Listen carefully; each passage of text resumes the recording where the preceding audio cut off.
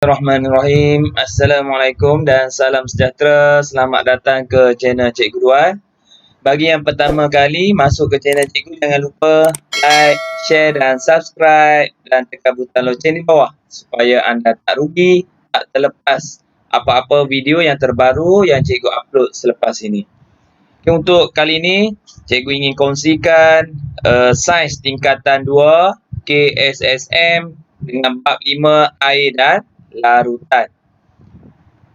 Okey, kredit kepada Cikgu Nur Razila Khalid dari SMK Ulu Tiram, Johor kerana menyediakan slide ini. So, Cikgu sebagai pemudah cara sahaja.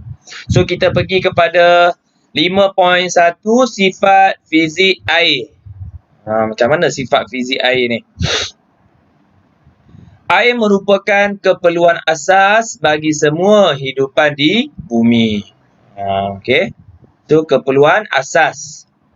Tanpa air semua hidupan tidak dapat hidup. Betul? Okey. Kalau makanan tak ada, apa lagi? Jangan tak ada air. Okey.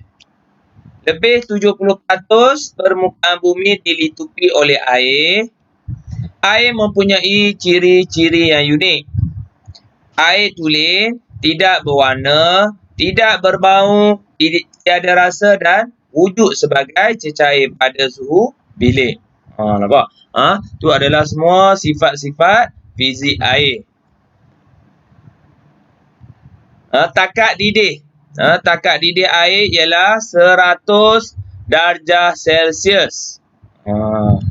Takat beku pula 0 darjah Celsius.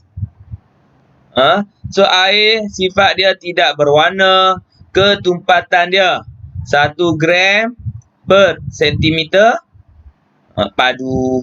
Okey, ketumpatan.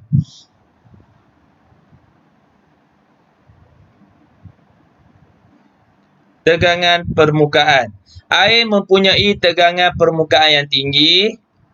Tegangan permukaan ialah daya lekitan antara molekul air di permukaan yang menyebabkan serangga seperti ayak-ayak dapat terapung di permukaan air. Ini contoh.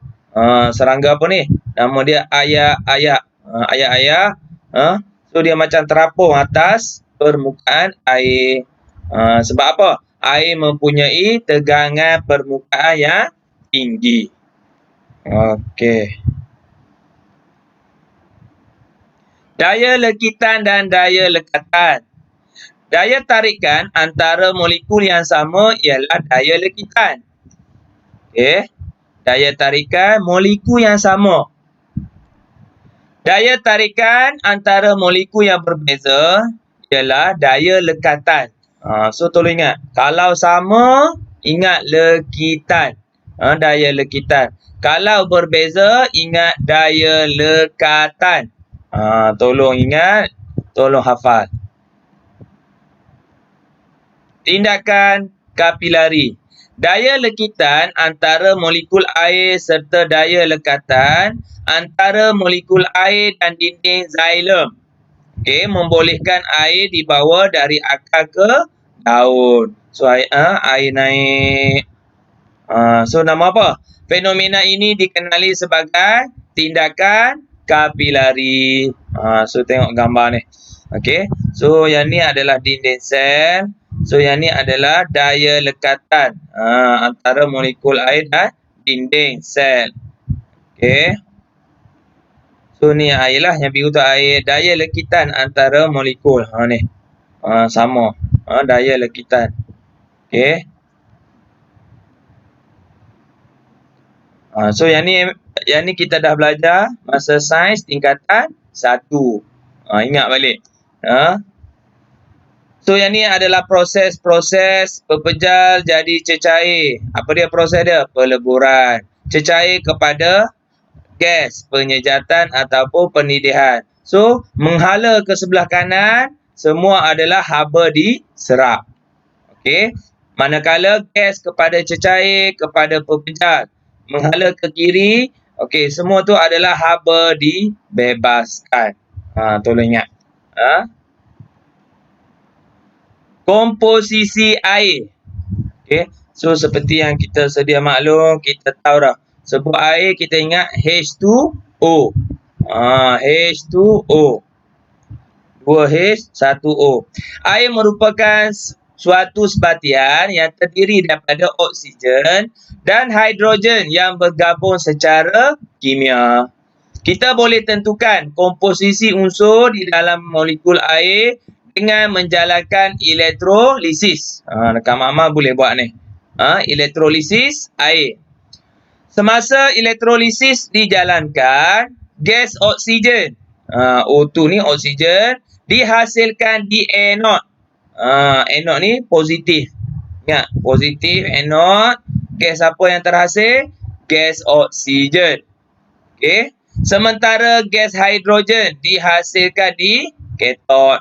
Okey. So negatif, katod, gas apa? Hidrogen. Tolong ingat. Satu molekul air terdiri daripada 2 atom hidrogen dan 1 atom oksigen. Ni kita panggil H2O ni. Simbol kimia bagi air ialah H2O. Ni sebuah dia tu. Okay, kita pergi kepada kesan benda asing terhadap takat lebur dan takat didih air. Garam biasa menurunkan takat lebur ais dan menaikkan ataupun meningkatkan takat didih air. So yang ni bila kamu esok kembali ke sekolah, okey, ajak cikgu sains buat eksperimen ni. Okey. Pergilah ambil air laut ke, air sungai ke, lepas tu didihkan. So kita tengok takat didih dia berapa. Lebih-lebih lagi air laut. Dia turun ke naik? So of course lah dia naik. Meningkatkan takat didih air. Garam.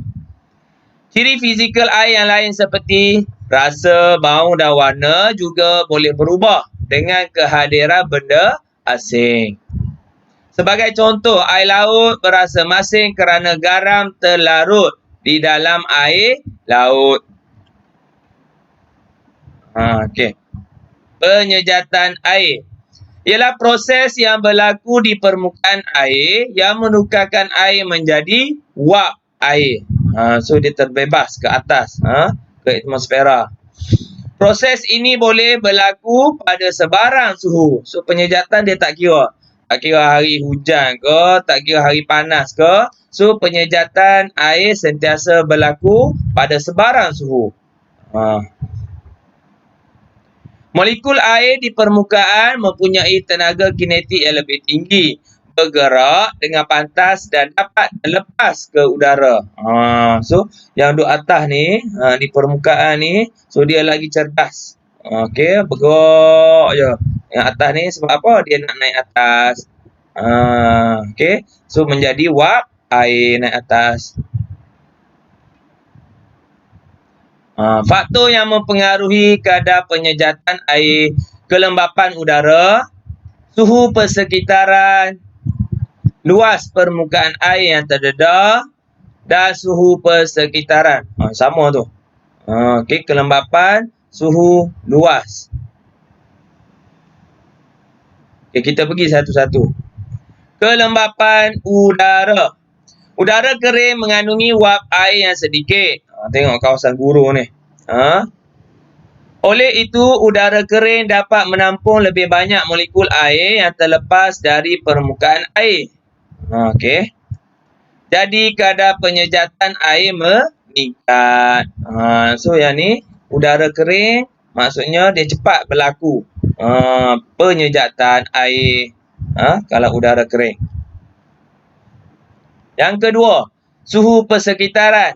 Apabila suhu meningkat, molekul air di permukaan memperoleh lebih banyak tenaga, bergerak dengan pantas dan mudah terlepas ke udara. Nampak? So suhu persekitaran. So makin panas lah. Bila makin panas tu, contoh kita duduk panas air tu, so dia makin terbebas ke udara. Okey.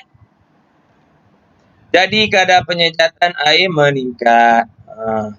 Okay, yang ketiga, luas permukaan air yang terdedah. Ni cara So sepanjang kamu duk tempoh PKP, duk kat rumah, so yang ni antara aktiviti boleh tolong mak ayah, ni jemur baju. So nak jemur baju pun guna aplikasi Sign ni. Ni nampak dia buka semua ni. Sebab apa? Ada kaitan dengan luas permukaan.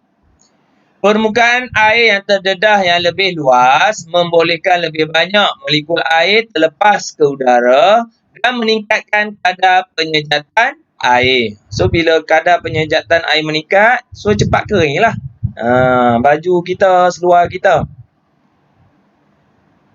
Okey, yang keempat tadi adalah pergerakan udara. Pergerakan udara akan membawa wap air di dalam udara ke tempat lain. Tiupan angin yang kuat menyebabkan udara di atas permukaan air menjadi kering dan menggalakkan penyejatan air. So satu lagi, pergerakan udara ni sebagai contoh hari hujan. Baju sekolah tak ada nak kering, so kamu jemur kat mana? Mestilah bawah kipas. Tu contoh dia. Pakaian yang disidai di ampaian mempunyai luas permukaan terdedah yang besar, jadi pakaian akan kering dengan cepat. Garam laut diperoleh daripada air laut melalui penyejatan air. Yang ketiga, makanan laut yang dikeringkan dapat disimpan lebih lama kerana mikroorganisma tak dapat hidup tanpa air. Okey. Yang keempat, pengering rambut yang mengeluarkan udara panas dapat meningkatkan suhu lalu mempercepatkan proses penyejatan air. Ni nampak dia bagi kering rambut. So memang udara panas akan keluar. So cepatlah bila udara panas, so penyejatan air pun cepat meningkat.